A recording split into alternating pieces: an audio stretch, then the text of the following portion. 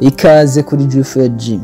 Uyu munsi rero tugiye kuvuga ku bintu bitatu ushobora kumenya ku muntu ukamenya kubana nawe neza, kandi atari uko uwo muntu ashobotse cyane cyangwa atari uko wowe ushobotse, ariko ugasanga ni utuntu duke ukeneye kwiga kugira ngo uwo muntu mubane neza mu buzima busanzwe.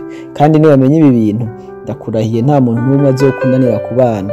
Kakundi usanga uvuga ngo ndafise boss ngo ameze uku canke umuntu tubanye ameze uku, rimwe n'imwe no mu rugo canke no mu rukundo ugasanga uvuga ati twebwe uyu muntu yatunaniye ibana canke uyu muntu nibagora ibana canke nibagora yaga, ariko ugasanga utu tuntu dutatu nganda kubwire utuzi ushobora kubana nawe mu mahoro. Ndagusabye untege ugutwi, nimba uri mushasha rero ndagusabye ukore subscribe, kandi ubikoze nta kintu wohomba. Ni juste tugufyonda kwako kantu gatukura.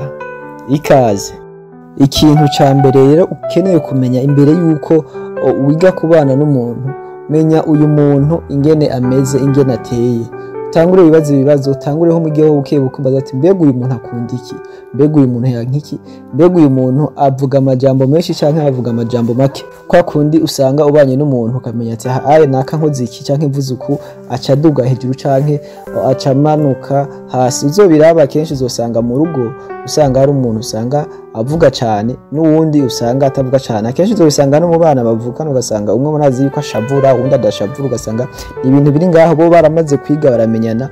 Hamwe usanga avuga ati wowe ni wakora ku kintu cyane akara kwica canke nakara kugira gutya. Rero nimba ushaka kubana n'umuntu muhuriye muri societe, muhuriye muri community kanaka canke murakundanye mu mugabo n'umugore, menya ati uyu muntu turi kumwe akunda iki, yankiki, yitwara gute. Menya imyitwarire yiwe kugira ngo uce ukurikiza ikintu cya kabiri ngira mvuge, kugira ngo umenye ingene uce utangura kwitwara mu gihe wamaze kumenya uko ateye. Ikintu rero cya kabiri, mu gihe umaze kumenya uyu muntu ingene yitwara n'ingene yifata mu bibazo canke mu gihe cy'umunezero. Nimba usanze uyu muntu avuga amajambo menshi, wewe iga kuvuga amajambo make. Manzi umureka avuge yimara agashavu, hanyuma wewe mu nyuma uze kumaza bukebuka ati bijya byari biki. Nandi wo muciye muja hejuru mwese urumva yuko ata muti mushobora gutora. Nimba nawe usanzwe uvuga amajambo menshi, gerageza kuvuga make nimba umuntu aduze hejuru kugira ngo mutore inyishu canke mutore inzira y'ivyo bintu. Ikindi kintu ngaho ukwiye kumenya nuko mu gihe usanze ari wa muntu afise amaranga mutima cyane, gerageza gukina n'amaranga mutima yiwe mu gukora bya bintu bimuryohera, mu gukora bya bintu bimwibutsa ibihe byiza mwagiranye, ku buryo naho muba mushavuriranye cyangwa mukoraniye amakosa ashobora gutinya kukubwira nabi cyangwa kuduga hejuru bivanye n'ibyo wamukoreye cyangwa n'ibyo mwabaye muri ibyo bihe. Rero nimba ari umuntu w'amaranga mutima, kwa kundi umuntu ashobora kumukorera akantu ukabona umenga ararize kubera umunezero, uyu muntu gerageza ukinisha amaranga mutima yo ku buryo umera nk'uwumwifatiye mu kiganza.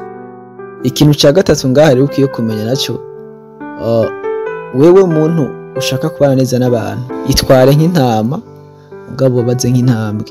Iki kintu itegeko benshi ntibarizi, iri tegeko benshi ntibaritahura, ariko wowe ushobora kwitwara nk'intama mugabo uvuga ati jewe umwanya n'umwanya ndose akabero nanjye ndakora ikintu kizima, ariko ntuce witwara nk'intambwe hama ureyagise nk'intama, aho wowe umaze kuvyica. Akarero nimba umuntu umaze kubona ariko aduga hejuru akora ibintu byose umenga ariko arabitahanze agira gute, nawe ntushukora mu bwo buryo, ahubwo wowe ica wiga yindi strategy, ahubwo wowe utegura yindi strategy uvuga ati reka manze gutera ibyo bintu ndamuhoyahoya manje nzoce nkora ikindi kintu mugabo mu buryo bundi butandukanye n'ubwo wabikozemo. Kuko muvuze ngo mutere ibintu hejuru murumva yuko ata kintu na kimwe, murumva ko mutoshobora kubana muri babiri. Nico gituma bakunda kuvuga ngo nimba ari nkubaza ibintu zisangira igicu kurusha usanga ibintu byose byabaye nabi. Ikintu ca kane rero ukiye kumenya arico ca nyuma, ni nk'inyongerana navuze ko mvuga bitatu, nuko umenya temperament y'uwo muntu. Iyi temperament ni ikintu cy'ingenzi cyane. Nimba utaramenya ikintu bita temperament yawe, ikiganiro nimba ushaka ko nzogikora mwandike muri commentaire ahantu hashaka kumenya temperament ku bintu byerekeye phlegmatique, ibintu byerekeye abakorerike, abasange, ibyo musanzwe mubizi, hama nibibaranga. Umaze kumenya ibi bintu biroroshe kubana n'abandi bantu, biroroshe yuko ukomunika n'abandi bantu ukabana neza mu mahoro kubera yuko wamaze kumenya kamere, kuko umuntu ni kamere yiwe.